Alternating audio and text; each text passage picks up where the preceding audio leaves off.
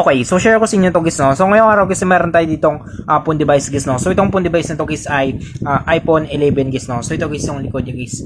Yan. So yung issue guys ng phone device nito guys ay meron siyang basag guys, no. Yan, so makita niyo guys. So meron siyang basag tapos wala siyang power guys, no. Yan. So ang gagawin natin dito guys, try natin guys buksan guys yung phone device nito guys, no. So subukan natin guys kapag mag-response. Yan. So wala siyang response guys, no. Yan. So wala siyang response guys. So nahulog kasi ito guys, no. So kung makita niyo guys, basag guys yung dito guys sa taas niya guys, no. So ang gagawin natin dito guys, ay check natin ito. Bubuksan natin guys yung unit na ito guys, no. Yan. So para mabuksan natin ito guys yung unit nito guys, una natin gagawin dito guys ay tatanggalin natin dito guys yung dalawang bolts nito guys, no. So sa akin guys ay wala na itong bolts guys, kaya ang gagawin natin ay direct na natin guys bubuksan ito guys, no. So possible nito guys ay nabuksan na ito guys yung unit na ito guys, no. So ang gagawin natin ay bubuksan rin natin, check natin guys yung motherboard nito. So subukan natin kung mabuhay pa natin ito guys yung phone device nito guys. So para mabuksan nyo ito guys ay pwede kayo dito gumamit guys ng pang opening tools nyo guys, no, ng mga manipis guys. So bubuksan natin ito guys, no. So sa akin wala ng bolts kaya direct na tayo dito. Yan.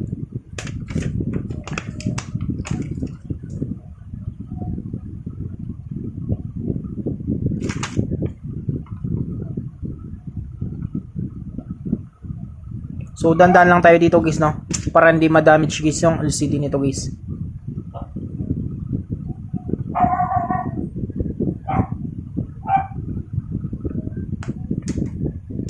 So gagamit tayo dito guys ng heat gun natin guys, no.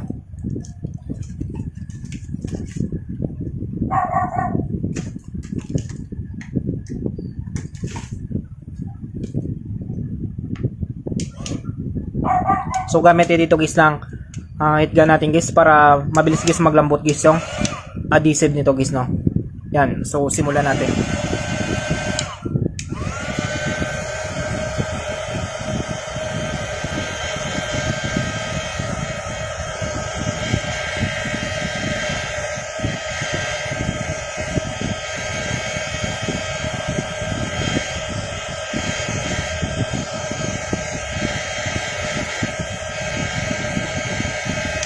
So ayun siya guys, no. So natin guys ay buksan natin ulit.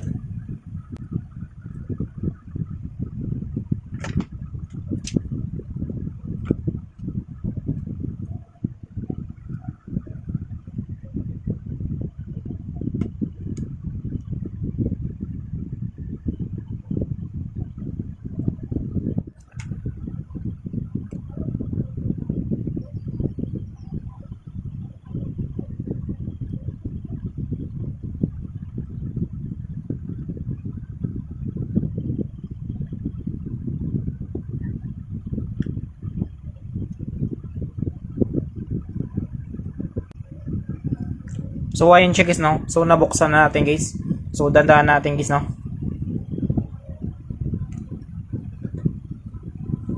Yan. So ito guys yung loob guys ng iPhone 11 na ito guys, no. So ayun siya guys. So ang gagawin natin dito guys. So dito guys, ano pala dito guys, no, ay wala na itong mga lock guys. So ang gagawin natin dito guys ay tanggalin natin muna dito guys yung EPC connector guys ng battery guys, no, or yung tinatawag natin guys na flexible printed circuit nito guys. Ito guys yung EPC na guys ng battery nito guys. So tanggalin natin yan siya guys. Una natin gawin guys ay tatanggalin natin guys yung EPC connector guys ng battery nito guys. So madali na lang natin ito guys, no, kasi wala na siyang lock. So sa inyo guys meron pa yung siyang lock dito guys, no.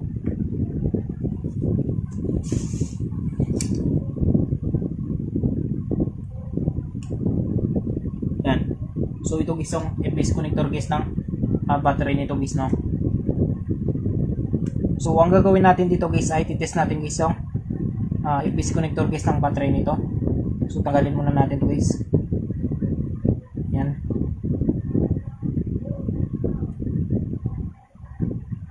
So natanggal natin guys. So ang gagawin natin dito guys ay i-tester natin to guys, no, kung meron siyang shorted guys sa motherboard niya guys, no. So para malaman natin guys kung meron siyang shorted, gagamit tayo dito guys ng digital multimeter natin guys, no. So magsiset tayo dito guys ng continuity nito guys. So set tayo continuity nito. Yan.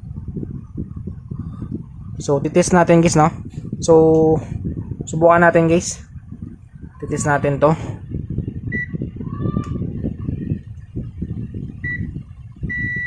Yan. So positive sa positive tayo guys, no. So negative sa negative. So dapat ano ito guys, tutunog ito guys, no. Yan.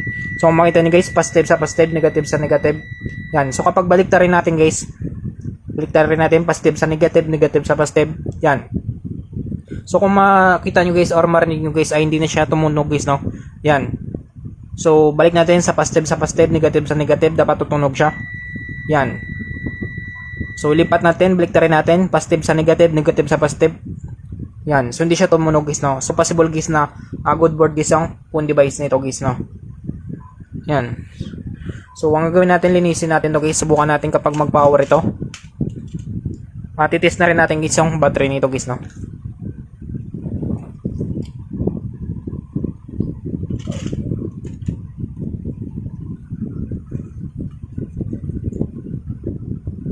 So subukan natin. So test natin guys yung battery nito. So para ma-test natin guys yung battery nito guys ay magsiset tayo dito guys na DC guys, no, or direct current voltage guys. Yan. So check natin guys kung meron siyang palo ito guys.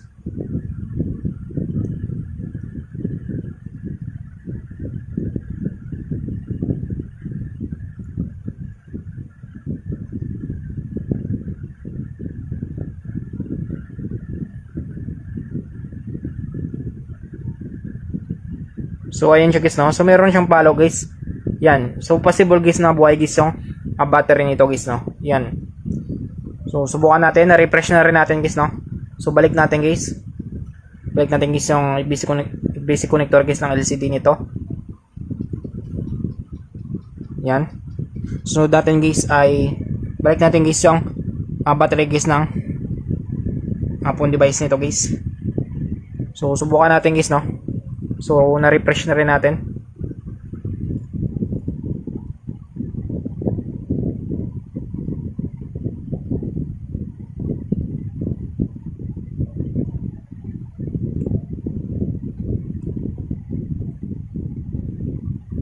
So ayun siya guys, no. So subukan natin guys.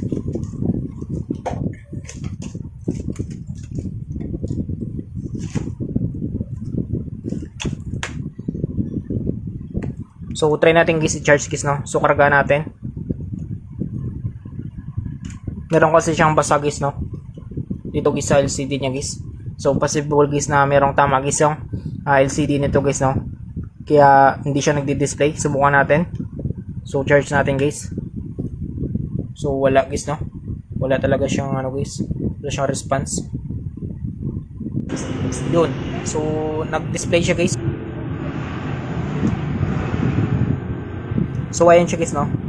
So antayin natin guys.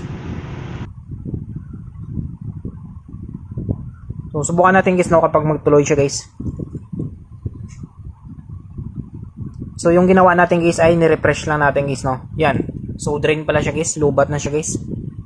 So kanina talaga guys ay hindi siya nag-charge guys, no. Yan. So naka-lock siya guys.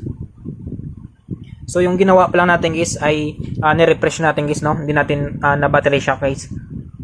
So charge natin ulit. Yan. So meron na siyang 2% guys. So possible guys na merong tama guys ang battery nito guys, no. Yan. So palilitan guys ng battery ito guys yung phone device nito guys. Pero meron siyang palaw guys, no, sa digital multimeter natin guys.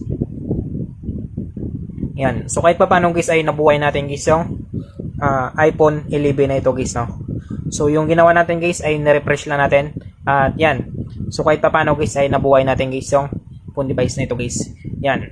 So I hope guys na makatulong sa inyo itong video tutorial natin. Sa mga bago lang sa ating channel guys, no, huwag natin kalimutan guys i-click guys yung subscribe at yung notification bell button para ma-update ko kayo guys sa susunod natin guys na video tutorial. Thank you guys and God bless sa lahat.